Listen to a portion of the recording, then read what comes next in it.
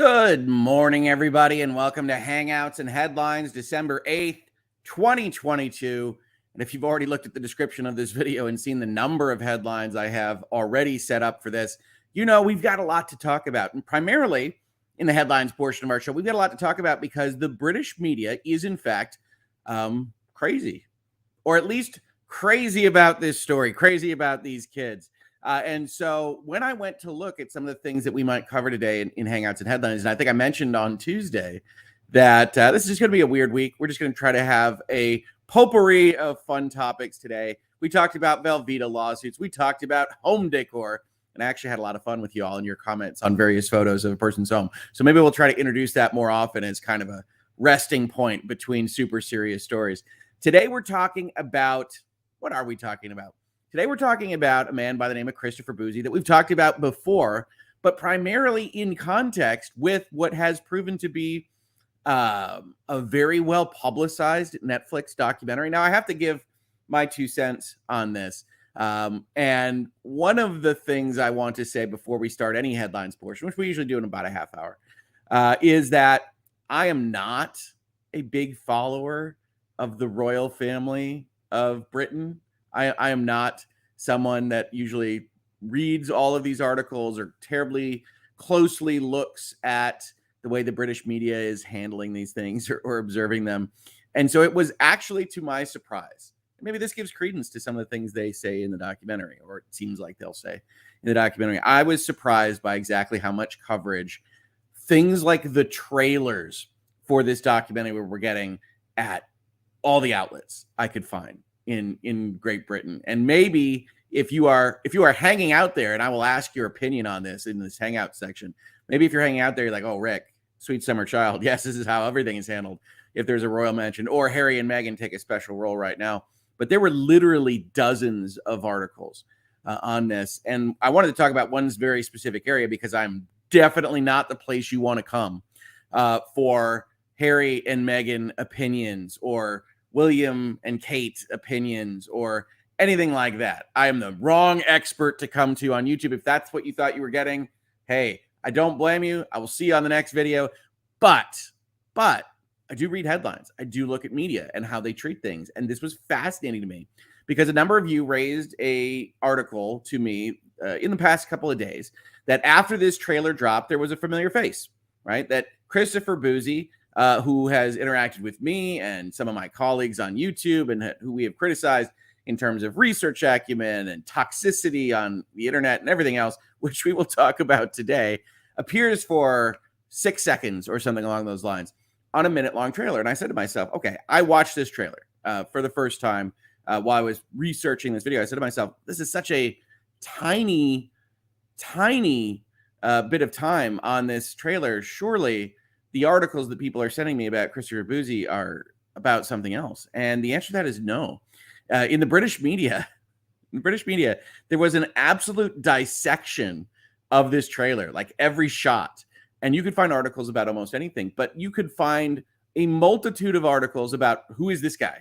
Hey, this guy appears for 5 seconds, and it's actually probably less than that. In this trailer, who is this dude?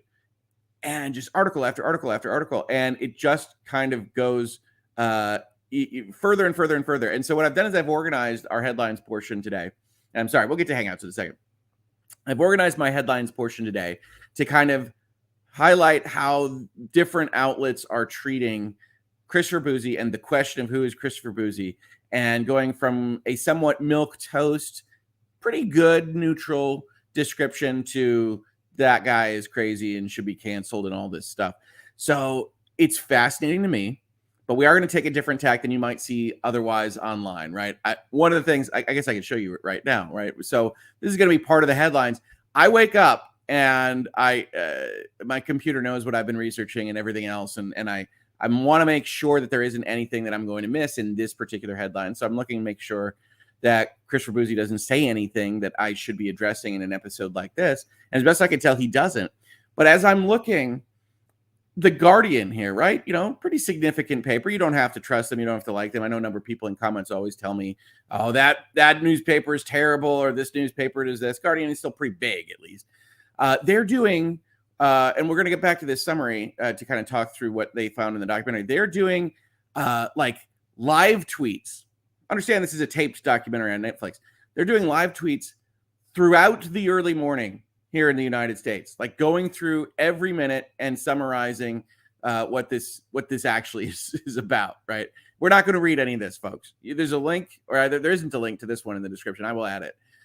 But they go through every minute of this, and Guardian, big reputable newspaper, starts keeping track throughout this timeline, if you go check it out, of the number of articles that are going up in their competitors, right? They say the Daily Mail has 13 articles up in the first 2 hours of the release of the documentary, and they talk about I'm going to get these names wrong, so I'm sorry, British citizens. I think they talk about the Star and the Times and some other stuff there that I can't remember the name of, but it's absolutely fascinating to me as an American who knows that there are people that are deeply invested in these stories. Americans are following this as well. And some of this, the Guardian complains about, is targeted towards Americans or the West. Just how fascinating they are about this. I mean, it's just wild. It's just wild to me. And it is interesting. It is interesting. I don't know any of the specifics about these stories, so I'm not going to claim that I do.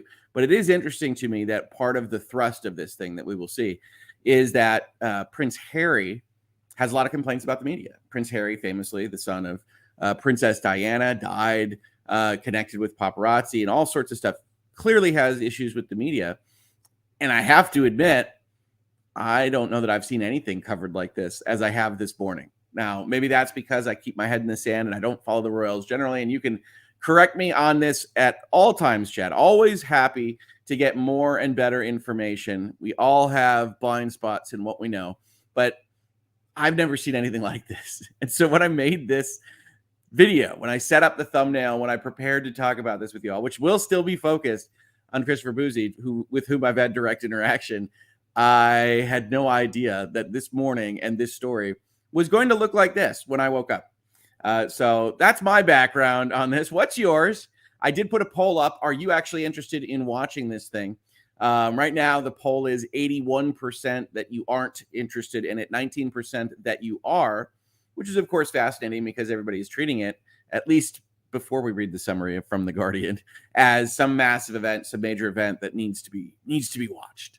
We did get some super chats before we even start the normal hangouts today. Britt, always with the super chat. Thank you so much, Britt. Agreed. I will never understand the fascination with royal families in the U.S. We tossed them out over 200 years ago, but somehow people are addicted to their drama. I was talking to co-counsel, Mrs. Hoeg Law, about this yesterday, and she follows this stuff. She's interested in it. And she's also interested, like me, as to how people are covering it and what things come out. But, you know, I said it appears like, in general, every family has their stuff, right? That's just the truth. And there's only so much you can focus on. And in America, at least, I cannot speak to other jurisdictions, especially Britain. In America, at least, we pick families as an audience. This isn't like an aspersion on me or co-counsel or you, but as an audience, there seems to be uptake for picking families, whether it's the Kardashians or the royals or someone else, and just analyzing them to within an inch of their lives, following everything, following every marriage announcement, every divorce, every birth, and kind of living through their drama vicariously. So I think the royals are just one place where everybody can agree, oh, okay, that's a family of interest. And then the media in America, it certainly seems like in Britain, kind of puts that spotlight on brighter, puts it under a deeper microscope. And so I don't understand it either exactly, Britt, but it certainly is a popular thing in America. And I expect this Netflix documentary to be, you know, number one on that 1 through 10 list. And Netflix is doing what it does now, which is splitting up things.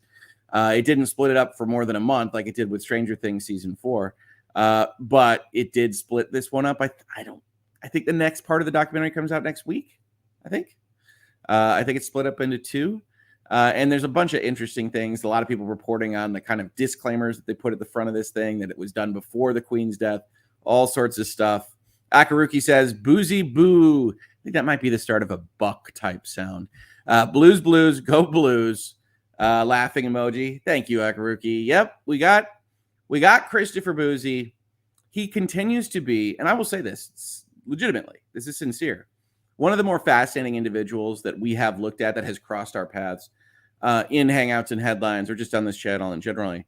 And we talk about a lot of fascinating individuals, but it is a rare thing to actually see in practice someone that goes out there and claims to fight toxicity and be the most toxic element in the stories that he's covering. And I think that's what certain people are getting to as they try to research these things.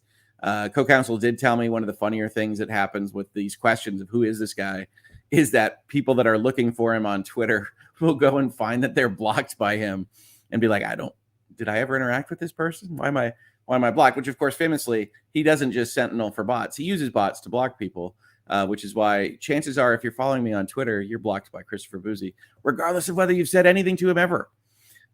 So there you go. We do have some Hangouts time, of course. Eddie says, morning, Hoeg family and friends. It is a morning. It's a good morning, too. I hope you had a great Wednesday. Sorry for missing you, of course, for Weekend Wednesday, which proved not to be much of a weekend at all for me. But that's okay. That's how my Wednesdays are. And if you caught Virtual Legality yesterday, it's a very popular one. We went over Microsoft signing a Call of Duty deal, finally, right? We've been waiting for this as part of the Microsoft Activision deal with Nintendo, which was unexpected. So they're using everything that they can, everything in the armory to try to fight this deal to the finish line, to get it over and closed next year. So we'll see if it plays out for them. It is very interesting to follow. Red Mist says, I'm an immigrant to Britain. You can't underestimate obsession of huge parts of the British public with anything royal. Well, my working presumption, right, and I don't get to see the stats behind the scenes of these various media outlets. My working presumption is you don't write 25 articles about 3 seconds in a trailer unless you think that's going to get the clicks, right? So I tend to agree that the outward indicia that we can see is suggestive of the fact that there must be people clicking on these things all over the place. And that's crazy. Feminism on Trial says, I'm only interested in Meghan as a case study in narcissism, right? And positivity or negativity towards Harry and Meghan is going to be part of the analysis of this documentary, right? The reason Christopher Bouzy shows up is to say that basically all the haters are, well, we'll see what he has to say, are motivated by something that Mr. Bouzy talks about a lot. And so there is this open question as to what is going to be said in this documentary. And we've now got The Guardian and some other outlets that have watched the first 3 hours. We'll talk about their summary. So I guess spoiler alert, if you're worried about that. Seems like most of you in the poll aren't worried about that. What this documentary is intended to do, what is going to happen in it is interesting to kind of try to suss out. No pun intended. They're the Susexxes. Forget it. Powerpuff 4. While I don't have interest in the documentary, I don't understand the hate directed towards Harry and Meghan, and 100% understand why they left the UK in royal life. I certainly think media, fame, outward attention in general can change people's lives, and not necessarily in a good way. So I think we can all be sympathetic to being put under a spotlight we didn't want to be under, while still talking about, the benefits and what the royals have received as well. Again, I'm not really going to get into the whole Harry and Meghan thing. I don't have strong thoughts on any of this, but I think a lot of people certainly do. Ida Pie says, Nate the lawyer, he will show up in our headline section, has been getting a ton of phone calls from journalists asking questions about the lawsuit after the documentary. Yep. So I can absolutely see that happening as we go and we look at these headlines and these journalists are trying to figure out who this guy is and reporting on who this guy is. One thing that would pop up is that, a lawyer on YouTube is suing him for defamation. So yes, that is going to be part of the story as well. It wouldn't surprise me if Nate becomes a part of these stories, although I didn't see him referenced. Stephanie says, so sorry you had to watch that trailer for headlines. The things that you go through for us. Heart emoji. It's not my favorite approach. I will also share another story that I had. I talked with co-counsel about this yesterday. A number of people had asked me if I had watched the Netflix documentary, and both the Netflix documentary and the Harry and Meghan documentary, as my understanding, are produced by Netflix. The Pepsi Where's My Jet documentary is mostly a waste of time. That the timing conventions of what I have observed in Netflix documentaries are to present nothing burgers for huge sections of their running time, such as that Pepsi documentary takes place in the 90s, right? So you might have like a 2-minute sequence about what 1993 was like, and then maybe a actor dramatizing what it's like to come up with an idea on Post-it notes for another 2 minutes, and then a number of other things like that.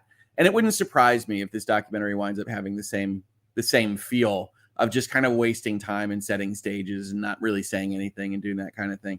So I did check it out, people. It was a case that we'd looked at in law school, but I just don't think I much care for their documentary style. And I'm always, as you can tell, very careful with what I read and what I watch. And there are clearly, again, I only watch the Pepsi documentary, not the Meghan and Harry documentary. There are clearly slants taken with what they want to present and the story that they want to tell. And that's a documentary. All human beings have biases. It's all right. But it's it's not really what I look to for my either entertainment or information. So Stephanie, it was really no problem. It was a minute long, but it was not something that looks to be likely for me to watch. Shireen says reputable newspaper is an oxymoron, Rick. I don't think that's true. Surely there are good outlets that you can at least have some level of belief in at the end of the day, right? Again, I want the media to succeed on this stuff. The fact that they aren't makes me sad. We got a lot of people commenting on me using the word reputable. Guardian is as reputable as Bouzy, so there's that. Wow. All right. Okay, maybe instead of reputable, I'll just say large. The point is that I also have tabs, which I would argue are more blog-esque than places like The Guardian. And so I wanted to distinguish between what I usually call here the masthead media and the non-masthead media. But all right, okay, we won't call The Guardian reputable. Certainly, I will yield to the fact that others might know that particular journalistic outlet better than I. Olivia C. says, I'm fascinated by the UK and still salty about my 40th birthday trip being ruined by the early pandemic shutdowns. I'm sorry. But otherwise, I'm mad about the Royals, except Diana. She was done dirty. I think a lot of people have a lot of thoughts and interests in, that whole family for a long period of time, and that's why this stuff comes up. Shireen says media is a big issue. This is why we're here, to talk about headlines and media that always are crazy. There's literally more than a dozen articles that are just called "Who is Christopher Bouzy?" or "Who is Christopher Bouzy in the Meghan and Harry trailer?" "Who is Christopher Bouzy on that Netflix trailer with Harry and Meghan?" You try to hit the SEO in all of these topics. So you try to get in Harry, Meghan, Netflix, Christopher Bouzy, sometimes bot Sentinel. It's just wild to me. And so, yeah, that is why we're here, to talk about things that are wild to me. More interested in the fall of the Snyderverse than this. Stay tuned for Casual Friday. Yeah, if you guys didn't see, there was a big Hollywood Reporter article that broke last night that I jokingly said on Twitter. You could watch the pop culture media dissect and make into small chunks and then re-release and repurpose onto their own sites on my timeline, like in real time. Hollywood Reporter comes out, and then an article on the first paragraph of the article comes out, and then on the third, and then another on the fifth, and then like, okay, awesome. This is interesting to watch. Anne Catherine K says, the only reason I'm interested, a little bit at least, we're all friends here, you can be interested in it, it's totally fine, is because of Bouzy. Wasn't there a whole thing on whether he was paid or not? There was. Bouzy has continually said that I'm not a paid mercenary for the Amber Heards and the Meghan Markles of the world, et cetera, et cetera. Well, none of that really passes the smell test for how he's operating, but maybe he just likes to be in people's good graces that are famous. Don't know. Stephanie, I opened Netflix today, and it's the big advertised show now. I watched The Crown, but I won't watch that nonsense. I wonder if Netflix knows you watch The Crown and you got a special header that is just like, check this out. Check it out. Tanya says they've always treated him like the spare. I think him is Harry in that sentence, right? Because the name of his book coming is like called The Spare. The Royals kill all stories they don't want out there, but we've seen every one of Harry's missteps plus the stories about his quote unquote real father. Yeah, I mean, there's rumors and innuendo all around Harry. Certainly, of the limited things I can recall are things like him wearing uniforms he shouldn't be, and him being, I want to say, skinny dipping in like a Las Vegas pool, something like that. If I get details wrong, one, I don't care that much, but I am not as well versed on this stuff as many of you might be. Kate says, for a couple who are supposedly desperate for privacy, understandable. Yes, keep private if you can. They keep doing things that suggest the opposite. Well, Netflix documentary is an interesting choice. And I do at least understand from the various places that I looked at before we started this episode that there are some, private type photos and video clips and things like that they're including in the documentary. Although it is a little bit interesting, like there is so much content. There apparently is like videos of them recording kind of Big Brother-esque confessionals into their phones. It's like, okay, it's interesting. Right. Sometimes you can forget this, especially when you're watching a fictional movie, right? The found footage movie, the Blair Witch Projects and the Cloverfields of the world, that you've got a camera with you, you've got a cameraman with you, and that gets lost in that process. But I often think about, why is this getting taped? Like, why is this recorded? Right. When you think back to like Johnny Depp versus Amber Heard, which of course is also a nexus point for Christopher Bouzy. One of the things that was interesting is that they had so many of their conversations, their arguments, their marital fights on tape. And honestly, I think that probably changed in part my perception of what happened, because they were able to play the tapes. The tell the world Johnny thing was a big deal for me when I'm observing the trial. And they had a reason that was given, was that they got this marriage counseling, and they said to record these things because things change in people's memories, and it's useful to actually be able to potentially go back and do that. Now, obviously, it was used as evidence in a court case, which is not really where you want your marital spats to be aired. But it was interesting, and it made sense why those things were being recorded. Mostly, some of the recordings still didn't make sense, like the Knife Hotel recording. Why is that being taped, and things like that? So it's always interesting to see what is happening there. So when they have video confessionals, it's like, what? Okay, why? Things hadn't gone wrong yet, I'm told, when you're taping this. Those kinds of things are very interesting. Chris says, Bouzy's so toxic, he gives himself a 7% rating on his own bot sentinel, so clearly rigged. He is one of the more toxic personalities I have come across on Twitter, and that is saying something if you've ever been on Twitter. Carolina Diaz says, good morning. Not only in America, I am from Colombia, and they're just as fascinated there as here in America. Interesting. Thank you for that extra context, Carolina. Or Carolina is probably the correct pronunciation. I apologize. I'm interested in that there is a general fascination with the royal family in multiple countries. So thank you for sharing. Definitely. Skew says, yeah, hoping Hoeg can make some commentary about Hollywood media posting so much speculation about what James Gunn will do before it even happens. We will talk about that. It is almost certainly tomorrow's Casual Friday, because it is a big article. I will tell you as a preview, I think it's because there's a lot of people that are interested in what's going to happen with that. But definitely the Hollywood Reporter is essentially reporting early on what hasn't yet been even presented to the presidents of the studio. So we will get back to that. Promise, that's going to be Casual Friday tomorrow. Be talking about 1,100 viewers. I think that's because in the premiere yesterday for Virtual Legality, we set a record. We had 1,100 concurrent viewers on that, which is very, very cool. So it proved to be a very popular episode. And yes, I think we're not going to do a Microsoft Activision episode if we do a Virtual Legality at all today, but who knows? There could be news breaking right this second that is going to be like, okay, all right, let's fire up the Virtual Legality machine. Brett again with a super chat. Real question. If you could interview one of the following and they had to be 100% honest, would you choose Chris Bouzy or Taylor Lorenz? I think I'd probably pick Taylor. And to be honest, that's because this is going to sound bad, right? I think Chris Bouzy is essentially a nothing, non-influential type person that, while he accuses everyone on the internet of clout chasing, which I always find interesting, is actually evidencing that kind of seeking of publicity and fame and importance and significance in a way that I think is honestly kind of depressing and sad, but that doesn't actually have an impact on much of anything. Taylor Lorenz, as a seat at one of the more influential media outlets in America, the Washington Post, is I think, much more important of a story.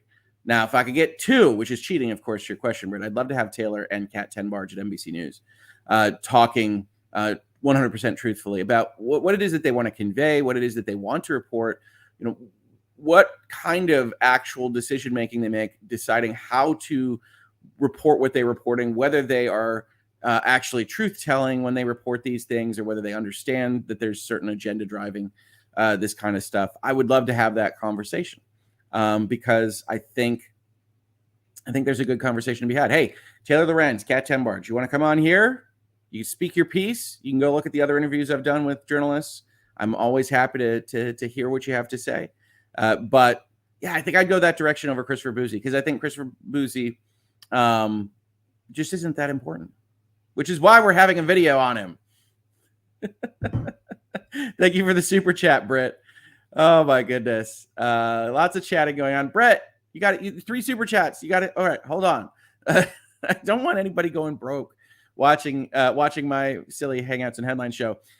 Britt, proof that CERN created alternate reality. Nintendo is going to have Call of Duty. No one else had that on the Lifetime bingo card. What's interesting is Nintendo had Call of Duty about a decade ago, and then Activision pulled it away from them. And apparently places like the New York Times forgot about that. If you're interested in any really funny bit, go check out yesterday's video, even if you don't care about Microsoft and Nintendo. And there's a section where New York Times calls Nintendo like the family-friendly video game platform that would be very unusual to have Call of Duty. So as an example of the wrongness of that kind of description, I go into the Nintendo store and I pull up all of their mature titles, of which there are 1,500 on the Switch in its first 5 years. And I just start reading off names of mature games on the Nintendo Switch system. So if you want to hear me just talk as happily as possible about various, what did I call them? Japanese cartoon girl games and Weedcraft and everything else. It is a section I am told is rather humorous. So you can check that out. But yeah, Nintendo is funny. And this stuff that Microsoft is doing is equally funny as they try to fight for their deal. So thank you for that, Britt. I really appreciate it. Casual Friday spoilers, lol. Yeah, Friday is tomorrow. It's all, you got to pace this stuff out right. So yeah, Casual Friday will be fun, but I think we're almost certainly going to talk about the Hollywood Reporter and the DC comic book stuff because it is funny. What else we got here? Maybe we'll just turn over to the headlines. I'm not seeing anything specifically aimed at me. So it's about that time, as a matter of fact, to talk about headlines. So let's do it. Let's have some fun. That's not the right. What is that even? We need to make sure everybody can read this. So first and foremost, if you aren't familiar with this, Harry and Meghan, I think the Duke and Duchess of Sussex. That sounds right. And I believe they still held their titles after they left the royal family. They decided that they were going to release a Netflix documentary, and 3 episodes of it launched this morning at 3 a.m. here in Eastern time. And 3 episodes are coming, I believe, next week. I think that's right.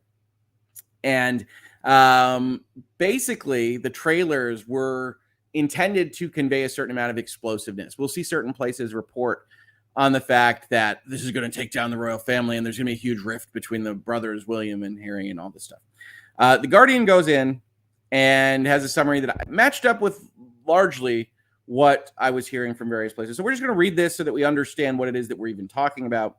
And then we're going to go and bounce back and talk about the Christopher Bouzy question. I'm also going to end this poll. 80% of you don't want to watch this. You're not interested in it. Hopefully we can still make it entertaining to talk about. So what did we learn from the first 3 episodes of Harry and Meghan, asks The Guardian of itself. The much touted first chapter of the Netflix Harry and Meghan documentary was lacking in any new blockbuster revelations over the 3 hours and broadly steered clear of overt criticism of the royal family, with much more of a focus on Harry's distrustful relationship with the media and Meghan's surprise at the strength of interest in her and reaction to her. Very much a one-sided PR effort with no critical or dissenting voices about the couple's behavior or any tough questioning. Prince Harry said that the royal family was full of unconscious bias over race issues and was sometimes part of the problem rather than part of the solution over racism.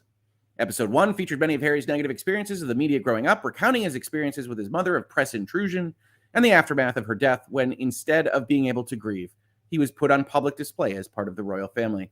Meghan discussed the breakdown of her relationship with her father as her wedding to Harry approached, and the two discussed how they had to develop their relationship in secret to avoid the glare of the media. She revealed that she had thought Harry was joking when he checked she knew how to curtsy before meeting the late Queen Elizabeth II for the first time. In fairness, I don't know how to curtsy. How do you explain to someone you bow to your grandmother? He said. On several occasions, Meghan discussed how scared she felt with the attention, which was intrusive, while she was still living in Toronto and working on Suits. Not as a tailor, she was on a show called Suits. Meghan said, I would to say to the police, if any other woman in Toronto right now said to you, I have 6 grown men who are sleeping in their cars around my house and following me everywhere that I go, and I feel scared, wouldn't you say that it was stalking? Caroline Davies has a report on the documentary here. There's another report on Guardian. And we're not going to, you can link to any of this that you want. And I guess I will see you the same time, same place next week for the next 3 episodes, which will presumably cover in more depth the post-wedding falling out with the family and the couple's decision to step back from royal life. So basically what it sounds like Netflix did here is that they have a documentary series with a certain amount of what we might charitably describe as uninteresting parts, and then the parts where all of the breakdown happens. And so what they did was they split it right at the root and say all the stuff that you probably are interested in from the trailers, which is the kind of infighting and the problems with the royal family and what might be overt criticism or it might not be, is coming next week. So here's the prelude. And that's the situation. Here we have some photos as we look at this, but that isn't stopping people from looking at every single corner of this documentary. So as I said, this clip, it's about hatred, it's about race. We'll be back for that, don't worry. Is of Christopher Bouzy in the second version of the trailer. I believe it's trailer number 2 for the Harry and Meghan documentary, which I have to admit, every time I go searching for what the title of this documentary is and I come up with Harry and Meghan, it makes me sad for creativity. But this Harry and Meghan documentary, people said, who is that? Who is this guy? And apparently everybody went looking. So here's the Express. And like I said when we started this episode, we're going to take this kind of in order. We're going to look at how you can report on this as neutrally as possible, give or take, and then all the way out to, well, its own level of craziness. So here's the Express, and maybe some of you in Britain or some of you familiar with these outlets know these various places. Express basically goes and says, who is this? Prince Harry and Meghan Markle are once again speaking out about their experiences within the royal family, but this time in a form of a Netflix documentary. This once again is doing some work, by the way. There has been plenty of controversy surrounding the couple, with Princess Diana's youngest son giving up his royal title after how his wife was treated. Now, I don't, did he give up his title? They keep referring to them as the Sussexes. You might know better than I. This documentary will show not only their perspective on what happened, but how some of their other family friends and those on the outside looking in perceived events. Who is Christopher Bouzy?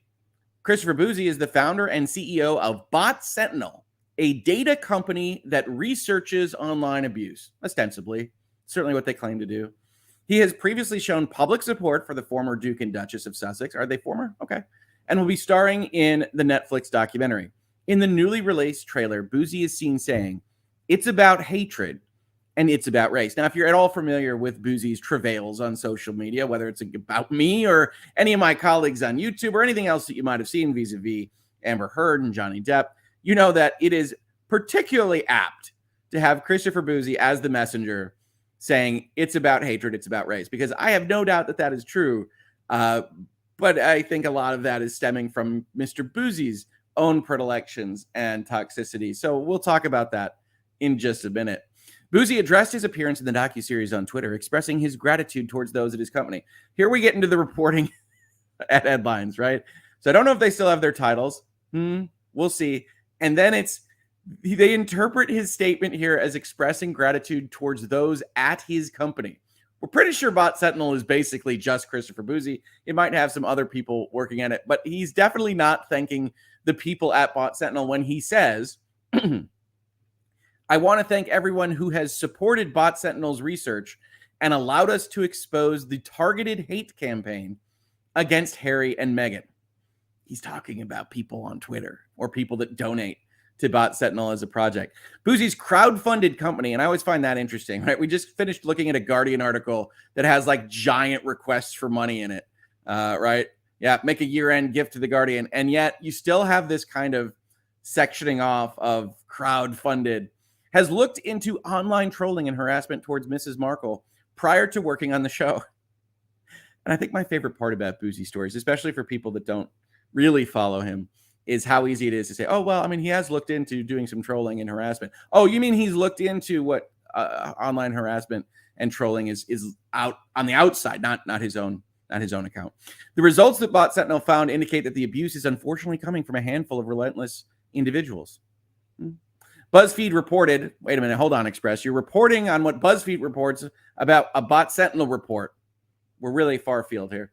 The Bot Sentinel's report from last year found that around 70% of the abuse Meghan received online came from just 83 Twitter accounts. Bouzy will be discussing the company's findings as well as giving his own take on what happened with the former senior royals. How do we know? How do we know what in the world Christopher Bouzy is going to say on what appears to be part 2 of this documentary series? This is the neutral one, folks. This is what I'm using as an example of kind of benefit of the doubt. Who is Christopher Bouzy? He runs a place called Bot Sentinel, and some other outlet, BuzzFeed, said he found some stuff about Meghan Markle. That's our starting point. How are we doing so far, people in chat? Have we lost the thread already on just the first article? I know you have a lot of thoughts on these things. Callista says titles are officially weird. Her Royal Highness is a separate title from Duke. Maybe? He gave up, His Royal Highness. His Royal Highness title, or HRH. Yeah, I don't know. I really sincerely don't know, but certainly from some of the other stuff that this particular article says, I'm not so convinced that they have a high level of attention to detail. Kate says, I did feel sorry for him not getting to wear his uniform. We did see pictures of that at the funeral procession. Hearing that much at least, but the rest, it's the hypocrisy that gets me. And there's a lot of it. Honestly, I definitely strongly dislike Bouzy compared to Meghan and Harry. I haven't really seen anything close to his vitriol from them. Yeah, I think that's probably right. I have no real feelings about Harry and Meghan, and I have strong feelings about Christopher Bouzy. Some of that is because I have entered into his orbit, but it is interesting when rhetorically, I will just say this from kind of an optics perspective. If I am neutral towards Harry and Meghan, seeing Christopher Bouzy as kind of a defender of theirs on a PR stunt type documentary that is built for them, right? It's not asking the tough questions. It is built to kind of massage their image in public. It is done by them. It is for them. And having Christopher Bouzy on that does either suggest to me a lack in judgment or that they're okay with that level of kind of toxic defense. Britt did the fact check. While you were correct, it was on Nintendo. It was the Nintendo DS. It was the Wii U, wasn't it? I think they had a copy on the Wii U. If you do not have a Call of Duty lobby chat in your ear, is it really Call of Duty or just some diminished thing? I mean, it's like Moonlight versus Sunlight. I believe they had Call of Duty on the Wii U, but you can check me on that, certainly. Yes, it is certainly an interesting mix between Call of Duty and Nintendo. Thank you so much for the super chat. I really appreciate the support, Britt. Honestly, I very much do. All right, so that's the Express. This is our baseline. We got some mistakes in understanding tweets. We got some pretty quick reporting, and that's going to continue kind of across what we're about to show, right? Here's the Liverpool Echo, which I have to believe covers Liverpool. Harry and Meghan, who is Christopher Bouzy in the Netflix series? You see, that's SEO. You got them all in there. The Bot Sentinel founder has previously defended the Duke and Duchess of Sussex. Netflix is set to release this thing. He branded the messages the couple received as part of a targeted hate campaign in a statement released when he joined the show. And they were going to report basically like we just read in the Express, just kind of as minimal as possible. There's a Bot Sentinel. Here's the quote in the trailer. Here's the 2 tweets he made, and he'll be following this thing. And then they reference that Express article because the Express referenced BuzzFeed, which referenced Bouzy's report, which of course is just basically Bouzy's Mindscape. And now we're 7 levels removed from reality by the time we get to the Liverpool Echo. Then we have an outlet called Grazia, also indicated to be in the United Kingdom. Who is Christopher Bouzy, the Harry and Meghan defender, featuring in their bombshell documentary? We don't even know if it's a bombshell yet. Renee J says, seeing the real Meghan is like seeing the real Bouzy. If you know, you know. Say Renee doesn't believe Meghan or her outward persona. That is totally okay. I think you're allowed to have opinions on anybody that has any kind of public appearance. You're allowed to have opinions on me, certainly. And I've been in the circle of spotlight as well. It's not super fun, but I get where you're coming from, Renee J. This Sarah says they call up Diana's memory so often. She played with the media in ways that weren't so common for royals at the time and seems to be beloved. Her son is doing the same. I have thoughts. Yeah, here you want some compliments. Meghan and Harry seem to be very media savvy, right? They've gotten Spotify on their side, they've gotten Netflix on their side, and talking through these particular issues, they are able to put out a PR documentary, right? I think The Guardian is almost certainly correct, however you feel about them as a media outlet, that this is very unlikely to have hard questions or negativity. This is about them giving the image that they want to have. Even the trailer is like, hear the story from us. Okay. I don't find that to be a terribly useful way of learning about controversial issues. But I totally get if I'm sitting in that chair wanting to do that myself. And if you can get Netflix to pay for it, more power to you. Now, what does Grazia do here? Well, they do something similar to the Express and the Liverpool Echo. They go through the talking heads. They say, well, one is known to followers of Harry and Meghan's story. Jenny Afia has defended the Sussexes against the bullying accusations leveled at Meghan. So this implies something that I didn't know, which is apparently that Meghan is accused of being a bully. So this is interesting, right? When you talk about stories that you aren't familiar with, I think that journalists and outlets like this, and a pardon for a number of these different pages have like ads just trying to fly in all over the place. A number of these things don't even realize when they assume that you have information on this stuff that they're actually saying things when they make a sentence like this. Well, I didn't know that Meghan had been accused of bullying people. I don't even know who we're talking about. Who would you bully in that role? I guess the family itself, staff, palace people. I don't know. But that they have a defender on to say that Meghan's not a bully, essentially. And then one, however, may be less known. Do you think that sticks in his craw? Do you think the fact that this is framed as like, but this guy that you've never heard of is also on this trailer? I don't know. Christopher Bouzy features in the new trailer for the documentary saying it's about hatred. It's about race. Christopher has since confirmed he's in the documentary. Here are the tweets from Mr. Bouzy. Christopher is a longtime supporter of Harry and Meghan. Many Sussexes fans tweeted him immediately to say thank you for appearing and defending the couple. So interesting, right? This is also framed as, well, he's already deeply invested. And he is. Right. This is also a kind of subtextual acknowledgement of, yeah, this is to the extent that you're looking for truth value. This is an individual that's basically already compromised on this score, right? That he is someone that is deeply invested, whether you think that's just because he has personal feelings about what's happening online or personal feelings in favor of Harry and Meghan, or whether he's fully paid for the kind of roles that he's taken on. It gets very unclear as to whether or not he is a paid contributor to the Harry and Meghan campaign and what have you, because he continually changes what role he's had with respect to these people. But he is described as being essentially a defender of theirs. We see them describe Bot Sentinel based on its own website, which I always find funny. We believe Twitter users should be able to engage in healthy online discourse without inauthentic accounts, toxic trolls, foreign countries, and organized groups manipulating the conversation. And we'll get that. We'll have some examples of what Bouzy's actually done in the past here. I'm not going to just be spouting on these things. Bouzy's company produced a report on the trolling of Meghan by bots, which he has spoken about on U.S. television. They actually went and through Christopher Bouzy's, looks like, Instagram page to find some of these articles. The presenter says the report about Meghan uncovered over 300 accounts created specifically to spread hate about the Duchess of Sussex. They isolated 55 accounts that create original anti-Meghan content that is amplified by 30 secondary accounts, which is then shared and retweeted by hundreds of others. I want to make this point very clear here. We've talked about it in Virtual Legality. We've talked about it in Hangouts and Headlines. You can go back and take a look at some of the reports on the YouTube stuff and on the Amber Heard stuff. The actual research acumen and level of scientific testing for the propositions that are raised in these Bot Sentinel reports are non-existent. Right. However you might feel about Christopher Bouzy, maybe he's your biggest friend, you just love him to death. The actual reports are based on nothing. They are error. And that is one of the reasons why he came after my colleagues so hard on YouTube. was that we are in the business of analyzing documents and looking at stories and things like that. His don't hold up, and that bothered him. So this is Grazia. So we're getting more editorial, right? We're getting more editorialized as we go along here, and we do have some super chats to pick up. If you do have questions, try to flag them with question or at Hoeg Law or super chat because it is moving fast. I can't see everything. We have almost 1,000 people watching right now, which is very, very cool. Mats, Meghan had a staff of 14 to help her, and she bullied them. The palace had a report come out months ago. All right, fair enough.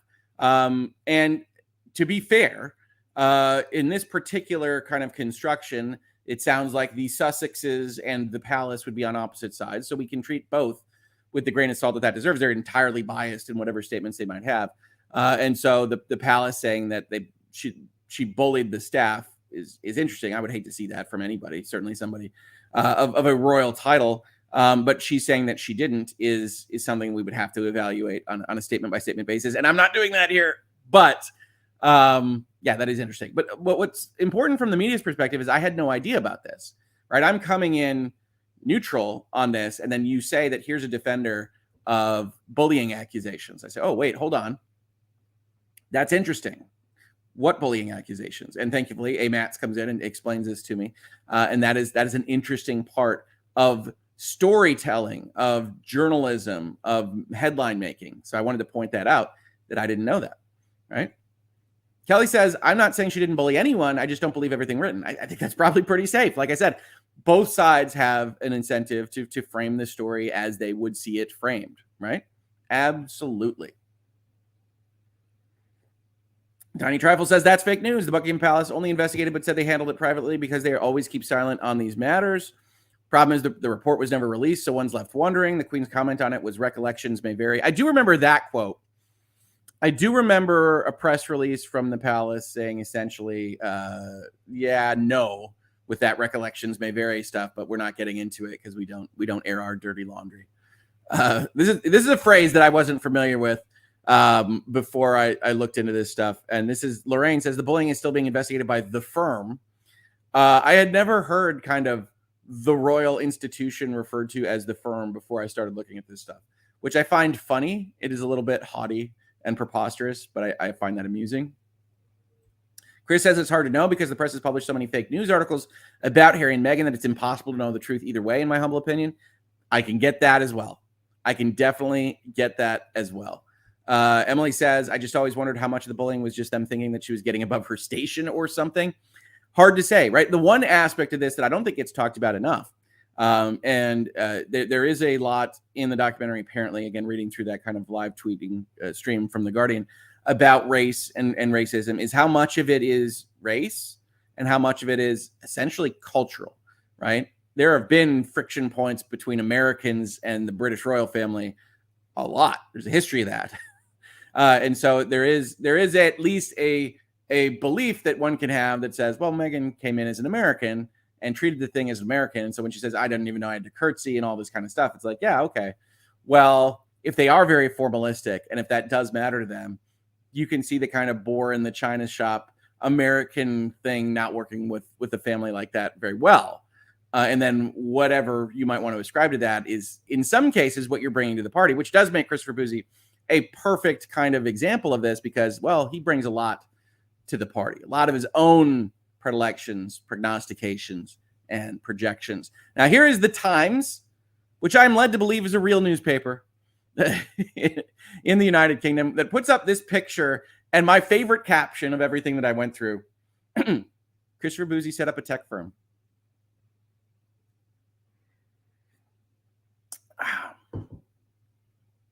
I love it. I love this caption. So the Times goes out here and says, an American tech entrepreneur, which I think is pretty generous, who defends the Duchess of Sussex in her Netflix documentary, once wrote that the Prince of Wales looks like a balding Muppet. Wait, hold on.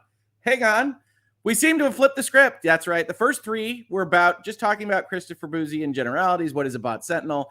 Giving credence to what he reported on BuzzFeed and Instagram and on various very scary NBC News outlets and whatnot. We have now flipped over to there is actually some real, what is this guy? And this is what I'm calling, you guys are going to get on me for this, but this is what I'm calling the kind of royalist newspaper section, because they are much more eager, seemingly, to go and take down some of the aspects of this documentary than some other places. So we got the Times here. We're going to have the Daily Mail. We got some stuff. We got some stuff to talk about, which is one of the reasons I really wanted to do this video, is like just looking at this from a headlines perspective. Let's look at all the headlines is super interesting. So the Times starts out by saying, who is Christopher Bouzy? You're looking for this information in that Harry and Meghan Netflix trailer? Like, all the SEO led to this question. Well, he's a guy that claims to be against toxicity, but called the Prince of Wales a balding Muppet. Christopher Bouzy, who set up Bot Sentinel to combat disinformation and harassment online, appears in a trailer for the Harry and Meghan series. His company has previously researched the trolling and harassment of Meghan, highlighting racism and other derogatory comments made about her.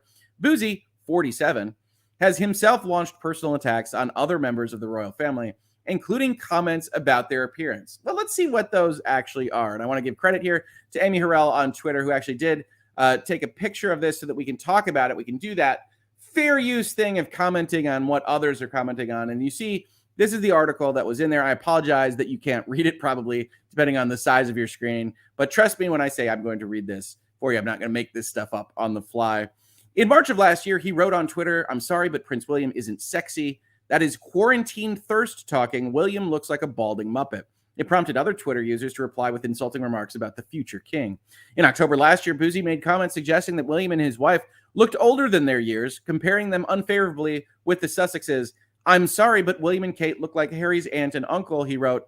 William and Kate are both 40, a year younger than Meghan, who is 3 years Harry's senior. In the same month, Bouzy said that William and Kate were aging in banana years, and added, "I don't understand why, since they have a team of people who wait on them hand and foot 24/7. Bouzy later joked about how he got in trouble for commenting on their accelerated aging.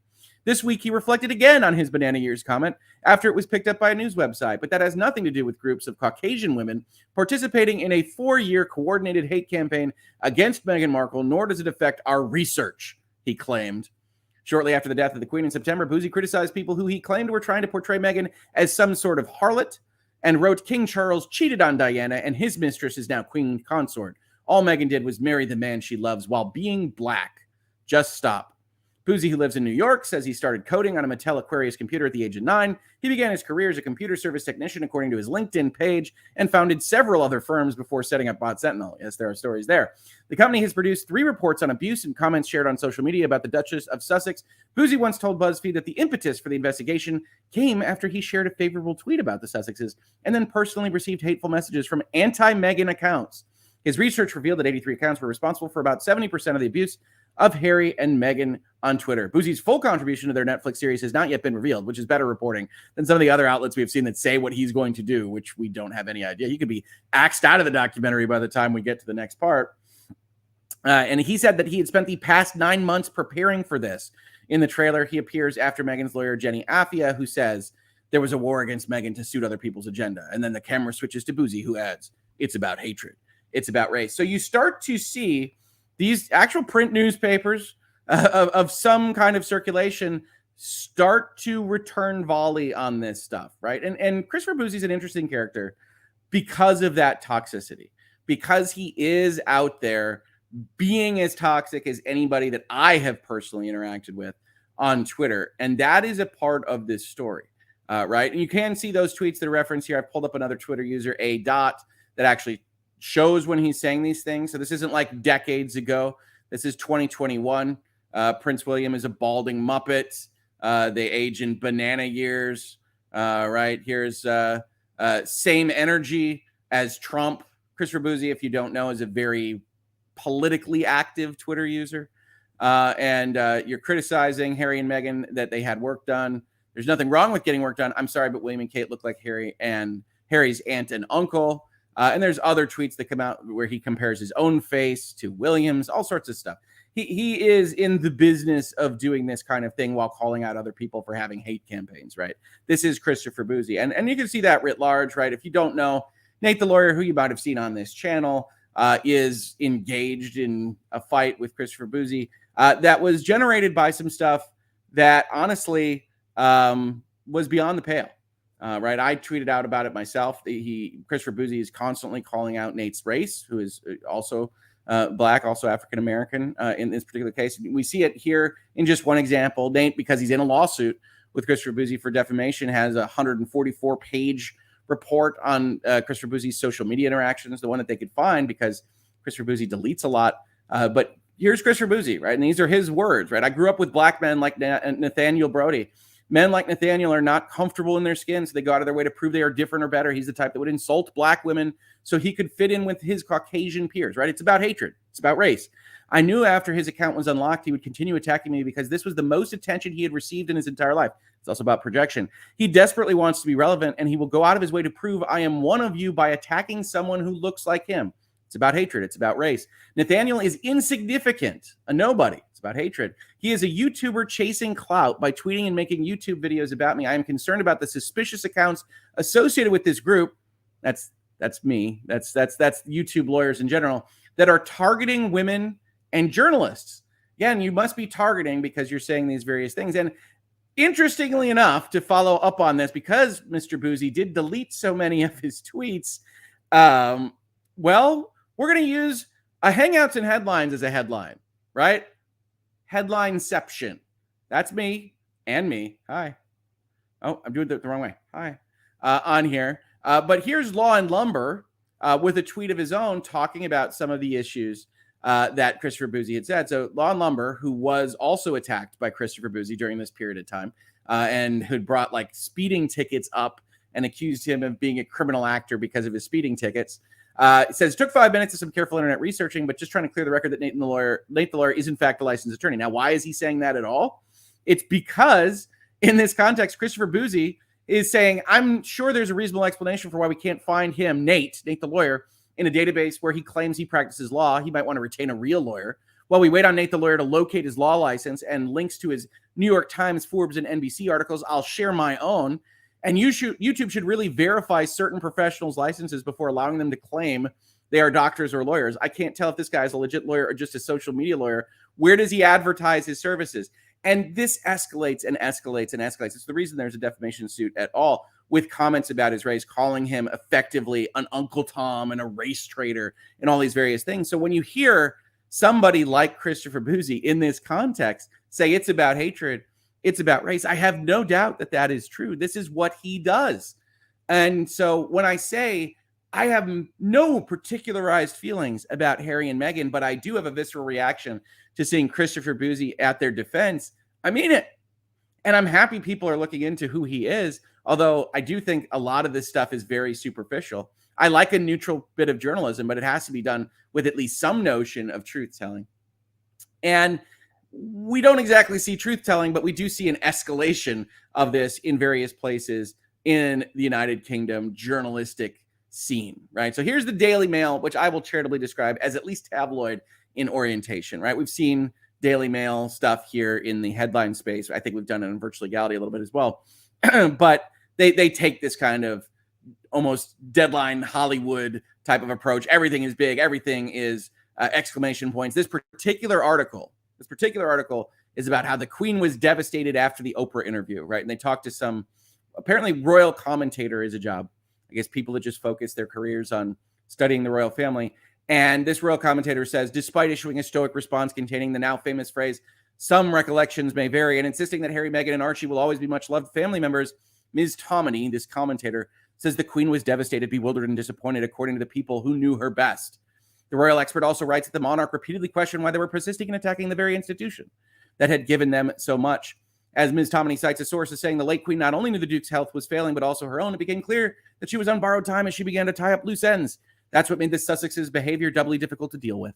The timing could not have been more insensitive. Now you might say, hey, Rick, why are we talking about this? Well, it's because the Daily Mail takes this as the starting point, rhetorically, in their headlines. Says this terrible thing that, unfortunately, we do have to comment on, we can't check, right? This is a report of somebody that has unfortunately passed.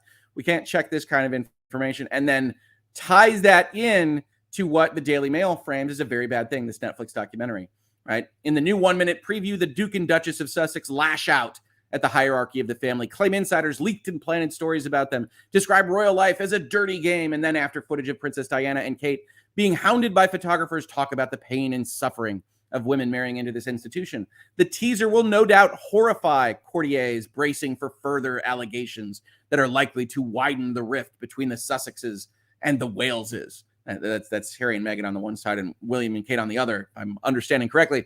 Speaking to Mail Online, royal author Richard Fitzwilliams speculated that the effects of the Netflix docuseries will be felt for years to come. This is a full frontal, extremely destructive attack on the royal family, the institution, as well as members of those households. Seems a little overwrought to me, but maybe. I think this will widen the rift between the brothers. There is no doubt that this Netflix series is an amazing act of revenge designed to weaken the very institution that William will inherit as future king.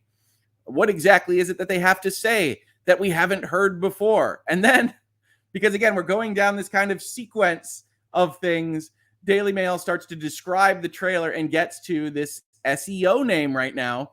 During the teaser, Bot Sentinel founder Christopher Bouzy is heard claiming that the couple's experience has been about hatred, about race, as a strikingly intimate and previously unseen clip flashes up of an exasperated Harry holding a hand to his face as Meghan passes behind him while heavily pregnant with their daughter Lily.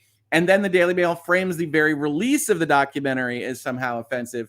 Today, the streaming giant confirmed Volume 1 will launch on December 8th, exactly 3 months after the death of Harry's grandmother, Queen Elizabeth II, while the second volume will be released on December 15th, clashing with the Princess of Wales carol service. Kate's doing Christmas carols, sounds like, I think. And maybe it does clash with that. In any event, it is interesting to see, right? And this isn't ostensibly about Bouzy, but it does include his name as somebody that isn't otherwise known. It does get that SEO out there. And you can see the framing of some of the British media. So again, I am on Prince Harry's side to some extent, regardless of, whether or not the specifics there match, that the British media, they talk about the royals in some pretty significant fashions. And going further than that, and this was actually linked by Nate the lawyer, this isn't my kind of journalism, but I think it is worth pointing out how this stuff is also going down. Here's a place called The Steeple Times, which looks a little bit more like a blog to me than a journalistic outlet. It says, bombastic Bouzy and noxious Netflix, Christopher Bouzy should be canceled. Well, that's an interesting headline. Here's the shot of Christopher Bouzy. And then you get some alliteration here. As fake news muck spreader Christopher Bouzy appears in Netflix's Harry and Meghan trailer, we remind readers of what a noxious, nasty, this reprehensible, rubber-lipped rotter truly is. I have no idea if I just swore in British English there, so I apologize if I did. But this is kind of what's also out there, right? Rubber-lipped rotter Christopher Bouzy is best known to the readers of the Steeple Times as the bullying braggart who has spent much of the last year attempting to cancel the wonderful Welsh warbler Sadie Quinlan. Now, though, this noxious nitwit is having his 10 seconds of fame after the Duke and Duchess of Sussex included him in their second trailer for Harry and Meghan. Better known as the online sensation Yankee Wally, Quinlan provided entertainment to millions with her YouTube video missives where she shared her thoughts on the money-motivated menace formerly known as Meghan Markle. So if you're Christopher Bouzy, one of the things that you're saying about sites like this is that they're essentially Meghan haters, right? And that Christopher Bouzy gets dragged into this particular conversation. You see that from money-motivated menace. I personally have no particular feelings on Prince Harry or Meghan Markle, but you can see that there is this out there, and it's undoubtedly the case that Christopher Bouzy would frame this as, a hate campaign. Now, that's always been problematic because people can have negative opinions about one another and not be interested in, targeted harassment or whatever you want to frame it as. But here, certainly, this article goes a bit far for my liking. Founder of the bag of bilge that is the Bot Sentinel founder, probably just Bot Sentinel, says founder twice there, pompously took to social media to declare that he can announce that he's a part of this. And no doubt Christopher Bouzy's dirty games will continue thereafter. And then this has a whole sequence of tweets with little captions that talk about exactly what he is as part of this trailer, right? And use some of the things that we've seen. Here's the Muppets trailer. There's a hierarchy in the family, says the trailer. He's talking about this person by the name of Yankee Wally, who apparently was one of those that had a YouTube channel that was taken down. You see him kind of in a gloating posture here. Yankee Wally is supposedly in the hospital, but she's active on something called Getter, I imagine a social media timeline. Soon she'll be asking her viewers, sorry, I forgot she doesn't have a YouTube channel anymore. Soon she'll be asking her followers for financial support. This is what he does. He crows about things. He crowed about various bans and suspensions on YouTube regarding some of my colleagues and things like that. This is also highlighting the aging in banana years tweet from this particular place. William is 39. I'm 46. He's very obsessed with race and looks and appearance. And, well, honestly, hatred. So these are the various things that are going on out there. But the most interesting thing to me, the reason I wanted to cover this in headlines, is that you do have people asking these questions. They are covered in just a host of spots everywhere, right? And that is in and of itself interesting. And I do see some people saying that the overwrought writing here is British humor. Very possible. Look, I'm not going to pretend to know exactly what like this author is thinking when he writes this way, but it is funny. It reminds me very much of Deadline Hollywood. If you've ever read some of their stories, and I think we've done that in Headlines here, they write in this kind of alliterative, punctuated way to try to make points and to be funny about it. So we can give them that. It's not the way I would write articles, but it is showing that there's a lot of coverage of both Harry and Meghan, this Netflix documentary, and Christopher Bouzy, and in the different ways in which it's being handled because, well, he does a lot of stuff. Lorraine says everything Bouzy does is asking for money. Yeah, he generally does. I think he's working on trying to build a Twitter competitor right now. We'll see. Olivia Green says that was strong words for British English. Beautiful use of the English language. Love it. Chris says William looks okay for his age. Agree? What if you didn't look? That particular picture is like airbrushed all the heck. It's fine. It's fine. It's clearly very important to Mr. Bouzy. He's very concerned about his looks. I suspect there's a certain amount of insecurity there. Say okay. We all have our hangups, right? But it is bad, I think, to take those hangups and make them attack vectors for other people on the internet. That's just my feelings on this. Brenda Lee says, wait, hold on. Facts. For all their talk about wanting privacy, presumably the Sussexes here, they sure do like to give interviews. Funny how they were very few palace leaks prior to Harry dating Meghan. Emoji. A lot of people have a lot of feelings on this topic. I knew chat would have feelings on this topic. So we've gone through the headlines I wanted to go through. What are your thoughts on this entire thing? What are your thoughts on Harry and Meghan having a Netflix documentary? We'll hang out for a few more minutes, then we'll wish each other well on a wonderful Thursday.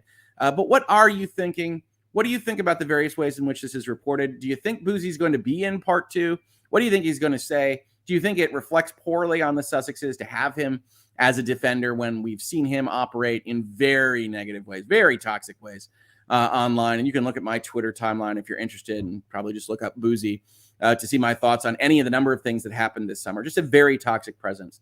Renee J. So Bouzy thinks he's a bigger catch than William. Again, I think he's hung up on appearance. I think everybody understands that the future King of England probably a better catch than a guy running, an ostensible bot detector in his basement. I think he's just hung up on it. What I dislike about the whole royal family versus the Sussex issue, the brothers seem to have fallen out, but media and social media focus on the ladies. It's a family feud that everyone is making money off of. That's true, right? Those articles exist to get clicks. I don't know who they're focusing on mostly. Certainly to the extent that brothers in a family, any family, wind up disassociated in a significant way. That always feels bad to me. I feel very close to my brother. He's an important part of my life. And that sucks if that happens, especially if it happens because of stuff that you can't control on one side or the other. I don't know the specifics there, but it does. It's a fair point to comment on. Chris says he, presumably Christopher Bouzy, should try being second in line to the throne of England for a day. It's super stressful. He would not cope at all. There is a notion there, right? You say, okay, well, you look older than I do. I think he probably has more things to concern himself with than Christopher Bouzy, who can do whatever he likes, say whatever he wants, get on various news media outlets and quoted in reports based on effectively nothing. Poor research, poorly thought out, poorly described. And a mechanism, if you don't know, where they don't detect bots. They say they can't detect bots. They just have essentially Christopher Bouzy deciding who's good and bad, like Santa, and then having the algorithm shoot out who's good and bad according to his own rubrics. He described this on Twitter specifically, and it's also on the facts of Bot Sentinel. We don't look for bots. False advertising, I don't know. But we don't look for bots. We can't look for bots. There are certain good bots, so Bot Sentinel is just a name, and we look for things that are good or bad, and we make this decision. I love Matthew Steeple for this. We get he doesn't like Bouzy, laughing emoji. There you go. I'm not the entirety of the market, right? I'm not the entirety of the market on these things. And like I said, Nate the lawyer actually linked that. So he put that out there as well. And certainly that individual, Matthew Steeple, is very, very anti-Christopher Bouzy, as am I. I reckon William and Kate look good for their ages and without obvious plastic surgery or other cosmetic procedures. Are you trying to make me bring up Simon Cowell pictures? Is the goal to see if you can get me to bring up the Simon Cowell stuff. I do see things on the internet, folks. People send me all manner of headlines, and I could not figure out who in the world is Simon Cowell and why does he look like that was a headline that I could do a full episode on. I just really don't think that I could, but I did get your DMs, folks. I did. I've never heard of Steeple Times, neither have I. Reads to me more like a blog type thing. It's not The Guardian or these other big ones, but we don't have to just depend on masthead media for our news, certainly. That was definitely a weird flex bro moment. I don't know which one we're talking about, but Christopher Bouzy might as well be titled Weird Flex Bro Moments. So absolutely. We got lots of people commenting on William and Kate and Harry and Meghan. Harry and Meghan is on Netflix now. Yeah, we were just talking about the summaries. Now, the first half is the first 3 episodes, not the second 3 episodes. And it does seem like the second 3 episodes are where the falling out is and what people are probably more interested in than the baby pictures and walkthroughs of old schools and things. But we'll see. Shireen says, William and Kate were in my neighborhood a few weeks ago. They look good. Handsome couple. Would not question their attractiveness. Like I said, who would? On social media, who would do something like that? I look so awesome. Okay, fantastic, my man. I'm glad you feel confident about yourself, but probably based on the fact that you have to send this message out, you don't. So now I don't feel bad. No, we're just stuck in a gray area. Hang-ups in hair. It'll be the follow-up, right? I'll do a hair and hang-ups. We'll just talk about social media personalities. Every other episode will be about Christopher Bouzy, and I won't wear a hat at any point. And we'll call it Hang-Ups in Hair. It'll be the sister series. Absolutely. Kelly, I don't agree with that. Don't know what you're talking about, Kelly. Happy to reflect on whatever that might be. We've got people talking about Palace leaks, so it's probably that conversation in the chat. Kadar CB, Mr. Bouzy, constantly behaving the exact way he's supposedly fighting against is disgusting. He desperately needs a mirror in response to almost everything he tweets. It is remarkable. The reason I find him fascinating is because he's either completely blind to the fact that virtually everything he says is toxic in some form. It is insulting to someone. It is trying to lift up himself or aggrandize his company at the expense of another person. Almost every interaction I've had with him has been of that ilk. And I do have people DMing me his tweets because I've long since been blocked for criticizing his attitude and what he's doing online.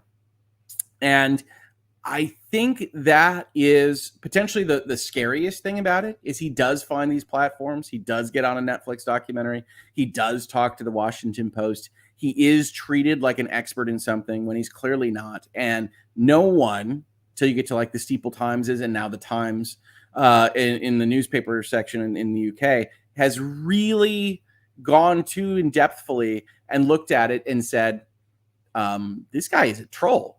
I mean, this guy is the toxicity. Okay, maybe he can recognize it because he is the purveyor of it. And I think that is dangerous, right? It is dangerous to hand over your judgment or to hand over expertise and report on things credulously as true when they don't have that background. And I started out my interactions with Mr. Bouzy when I was seeing a bunch of articles about Johnny Depp and Amber Heard, and they were reporting on his analysis of toxicity online with respect to those things in a way that didn't make much sense to me. And so that led to a Hangouts and Headlines where I go through the report and I said, well, this isn't anything, right? This doesn't have any kind of scientific analysis. This doesn't have any statistical understanding. It doesn't set denominators to evaluate what your numerators are doing. It doesn't do any of the things you would expect to need to actually make the assertions that it's willing to make. And the journalists on this type of stuff, they just don't do their homework. And so that's one of the reasons Hangouts and Headlines exist, is to say, okay, we need to actually analyze this stuff. Say, okay, it's interesting that you have said that. Let's see the data. Let's see how it is that you're operating. That doesn't make a lot of sense to me. Can you justify this? Can you justify that? Instead of just 83 accounts, says it's this, says it's this. Yeah, you get legal coverage from just saying he says it's this. This report says this. You're not liable for that kind of thing, but you can do a better job of actually expressing the truth to people if that is of interest to you as a journalist. I don't know. But that is how I came into my orbit. And, Ian Runkle goes over it. Of Runkle of the Bailey, he comes onto my show. We go over the report. I think that one was the one based on YouTube stuff, I believe. We talk about that. Then Mr. Bouzy goes crazy and puts out all these tweets about how YouTube lawyers are analyzing their report and they don't know what they're talking about and things like that. And it's very defensive. It's very projection oriented. But he clearly has some level of power or authority or coverage at various of these platforms, and aims at people and gets them banned and suspended. And that's interesting. But yeah, I think you have to at least try to be truthful and understand who these people are before you report on what it is that they are saying. Mantha Johnny says, I'm so over Bouzy. Bye-bye already. Yeah. Alexander Reed, Bouzy is the aggro tank. He doesn't shield people. He shouts really loudly, and then everyone wants to hit him more than the people he defends. There you go. Yeah, I mean, that's fair. That's fair. You could claim that he is so toxic and horrible that it distracts from people that might otherwise be wanting to attack who he claims to defend, Meghan Markle and Amber Heard for the most part. Maybe. Point about Bouzy is that people who live in glass houses shouldn't throw stones.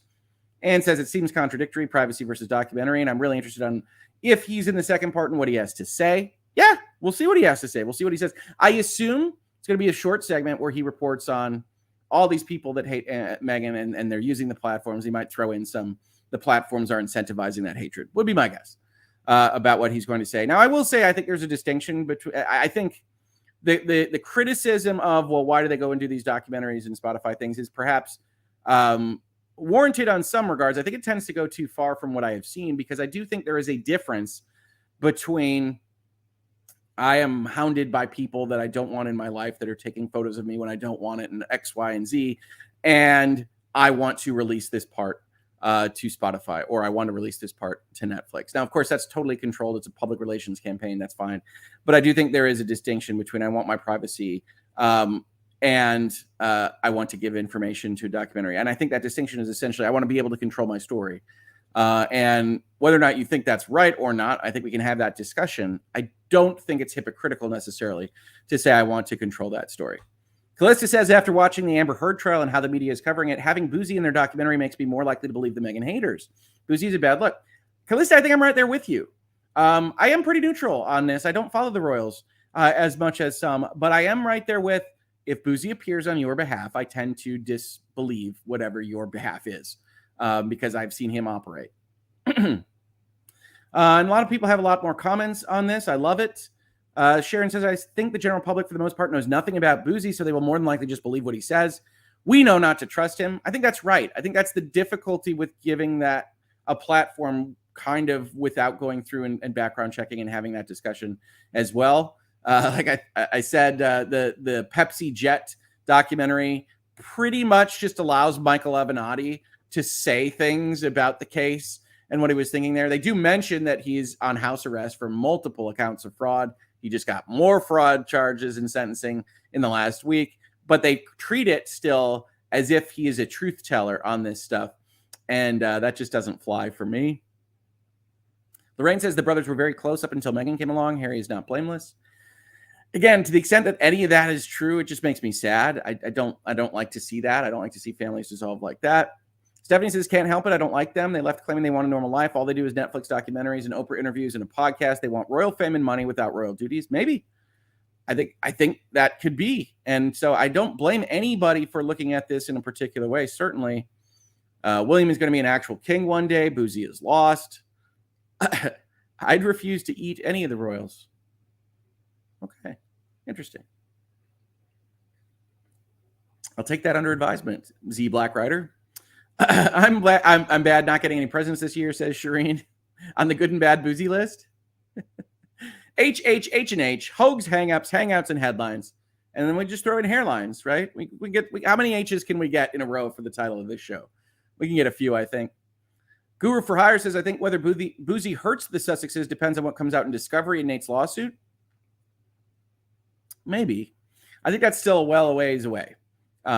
And I think still has to survive the motion to dismiss. So we'll see how that looks. Defamation is a tough case to bring. Flit, I haven't seen anything of Simon Cowell for about 15 years. Does he look identical in a plastic sort of way? No.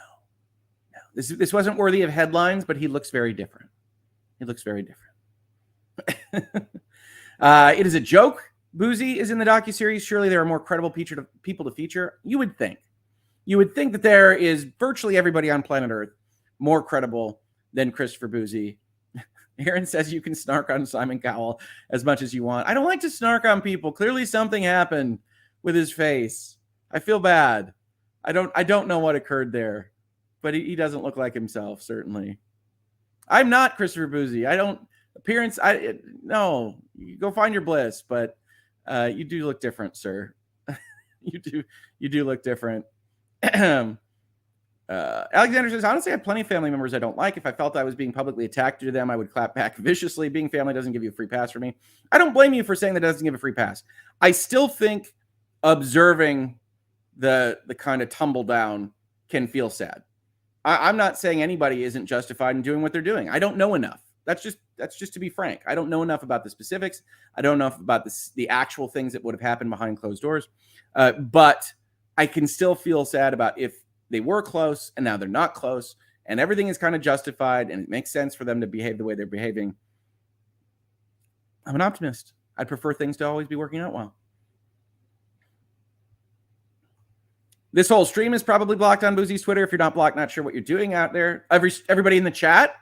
Okay, we have 1,057 people in the chat. I know that EDB did this once. Maybe you do, maybe you don't know. But are you blocked by Bouzy? Should be a good bit of merchandising. Get sued for name and likeness rights, right?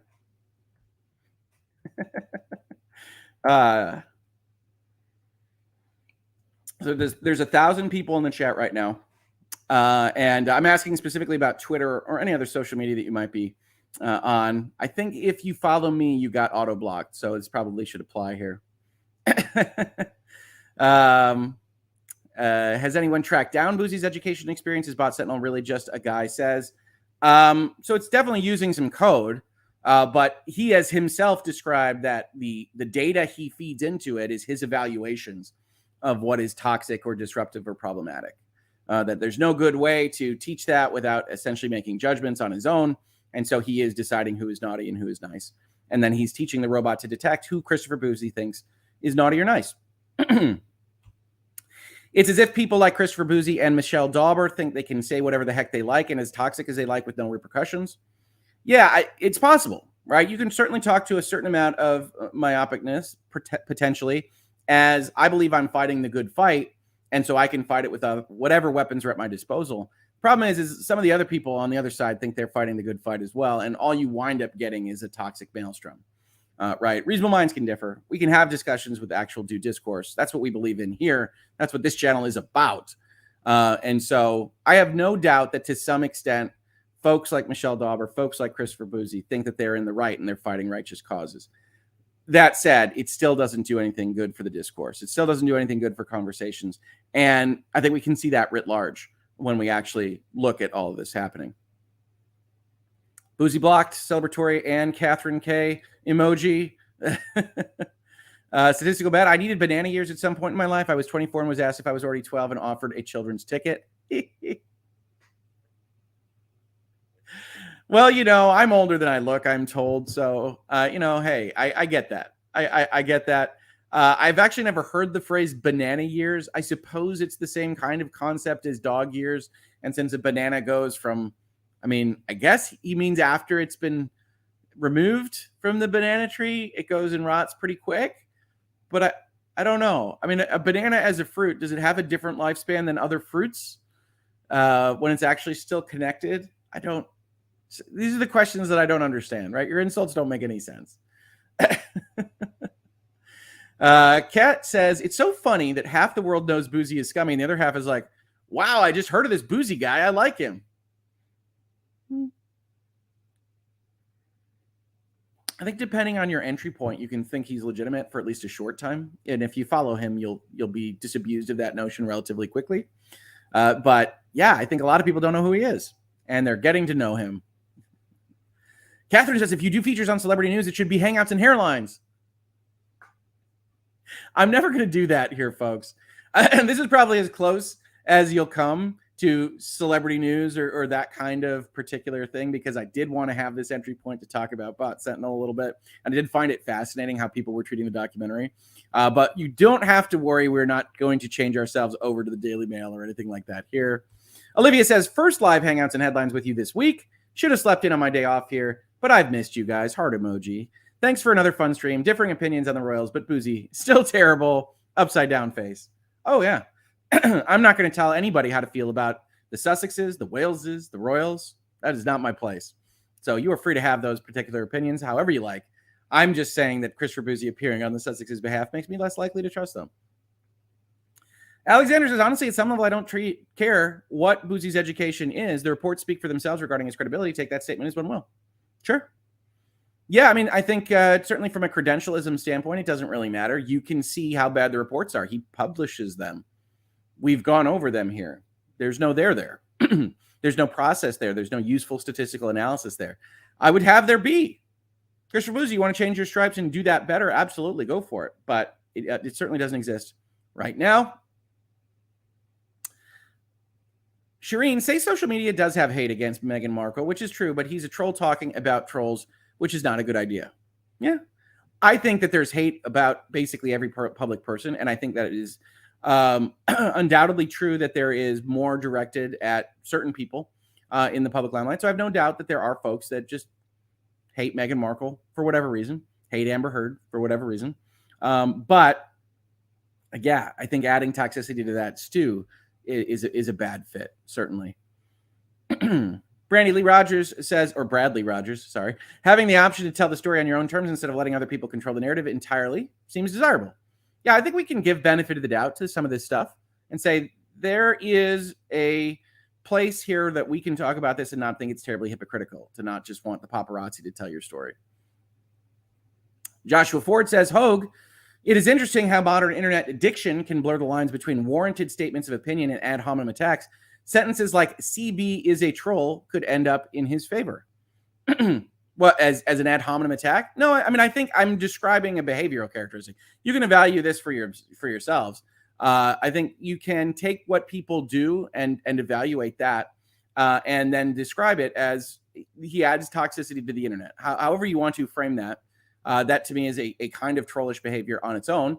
And I use that term specifically because Bot Sentinel says it's on the lookout for toxic trolls. But it is.